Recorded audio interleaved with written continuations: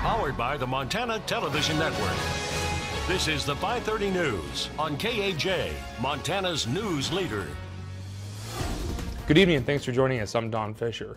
We now know the name of a lost skier searchers were looking for near Big Mountain. The missing skier has been identified as 62-year-old Dr. Jonathan Scott Torgerson from Columbia Falls. Torgerson is a longtime practicing physician at the North Valley Hospital, as well as an experienced backcountry skier. The search is in its third day and is centered in an out-of-bounds area just to the northeast of the ski resort. Several organizations, including Search and Rescue, the Nordic Ski Patrol, Two Bear Air Rescue, and other volunteers were out at the break of dawn today.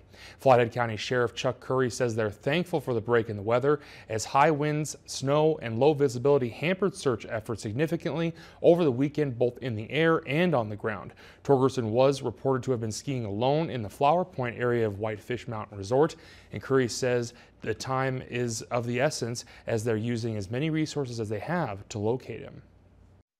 We've got probably around 24, 25 actual skiers and searchers on the ground.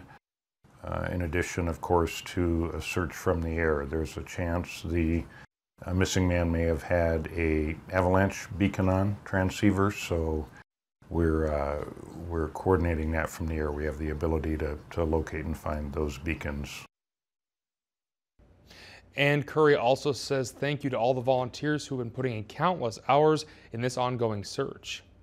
And switching over to weather, bitter cold looks to continue, but it should be a drier week for most of northwestern Montana. And for a look at what you can expect, let's toss it over to meteorologist Russ Thomas, who has our first forecast. Russ? Yeah, thank you. And that is some good news after seeing so much snow in the slick roads and the blowing snow this weekend. At least the dry part is going to work out for us. As far as those temperatures go, it is really going to be cold for the better part of the week, especially overnight. Right now we're sitting at 11 in Kalispell, also 11 in Missoula and in Seeley Lake. Pretty popular number, 11 in Sula as well, 9 degrees in Pulse. Now we're going to look quickly at our wind chills around the state. And of course we'll include here western Montana is what it feels like is 0 in Kalispell right now. Lots of below 0 wind chills east of the divide. We'll have more coming up in just a few minutes. All right, thanks, Russ. A Darby High School senior is in custody today after other students reported him making threatening social media posts that referenced the deadly school shooting in Florida last week. Ravalli County Sheriff Steve Holton says 18-year-old McLean William Kaiser has been arrested and charged with felony assault with a weapon. He is being held without bond in the Ravalli County Jail after being arrested this afternoon. Kaiser is accused of making a post on social media that led to a concern from parents to report him to Darby school administrators over the weekend, who alerted the Darby Marshal's office. Sheriff's officials say Darby school administrators suspended the student this weekend and he did not go to school Monday. No other students are suspected to be involved with the social media post, but school administrators say sensationalized the shooting that killed 17 at a Florida high school last week. Administrators say they took the reports from students seriously and encouraged them to say something if they see something concerning like this. One of the things that we heard after the Florida shooting was the idea if you see something, say something. And so we were going to start our week off this week planning to get that message out to our kids, and then that's exactly what happened over the weekend.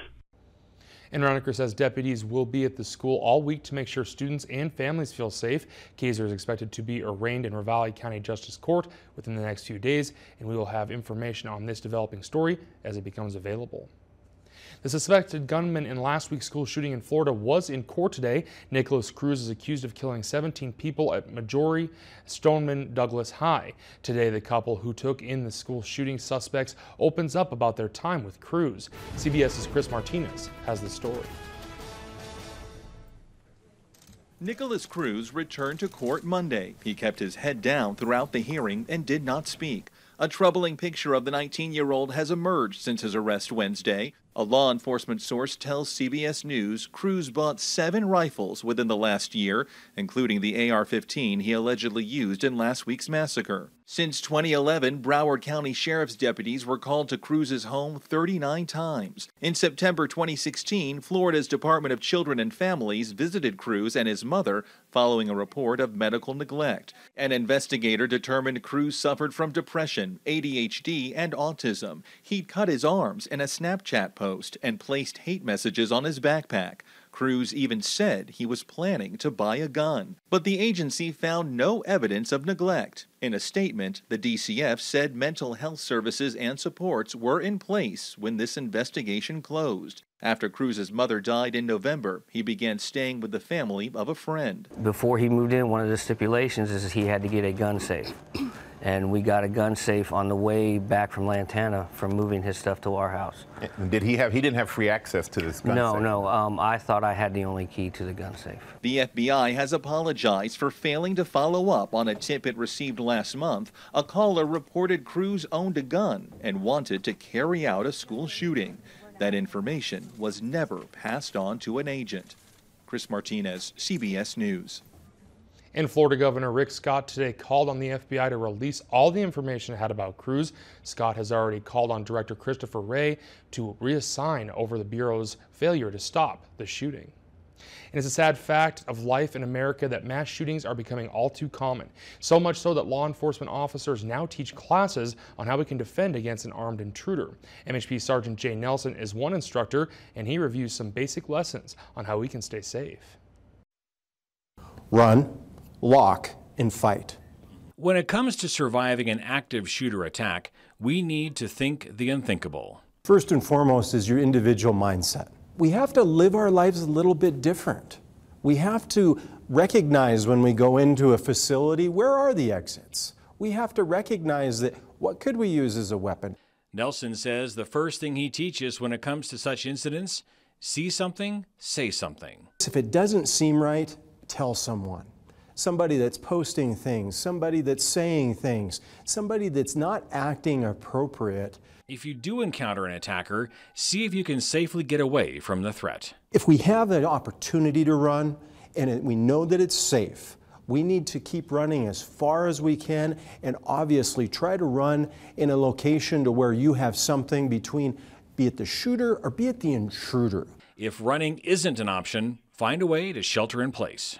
Does your door swing in? Does it swing out?